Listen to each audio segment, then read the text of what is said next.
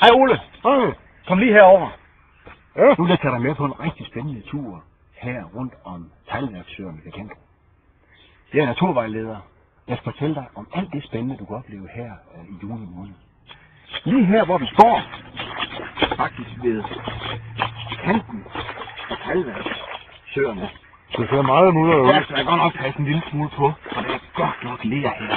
Ja, det er så. Og grunden til, at der overhovedet er søer her, det er jo simpelthen fordi, der igennem mange år har været gravet ler, man har brændt til teglsten. Det er faktisk blålænger, der er her i området, og det har været gravet op og er blevet til gule teglsten, man kan bygge hus af. Teglstenen er det er det samme som murstenen. Det er en mursten. Ja.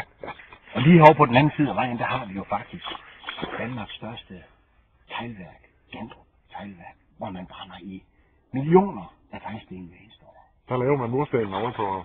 Men pas nu på, så går man ned i kanten her, lige op ad vejen. Så kan man faktisk gå ned i lerstranden og prøve at se mine støvler nu. Ja, for de er søren. fuldstændig fyldt med ler. Så man skal passe en lille smule på, når man går rundt heroppe, at man ikke falder i. Suget ned i leret her, for det er godt nok. Prøv lige at se, nu går jeg lige op igen her. Kan det være farligt? Det kan godt være en lille smule farligt, og mindre børn, de skal i hvert fald helst her omkring have en voksen i hånden. Ja, det men jeg har taget en masse grej med, vi skal ud og prøve. Ja. Vandketcher og kikkerter og baljer og potter og en hel masse. Så nu skal vi på tur. Det ser spændende ud. Det vil jeg meget. Lad os se at komme afsted. Ja.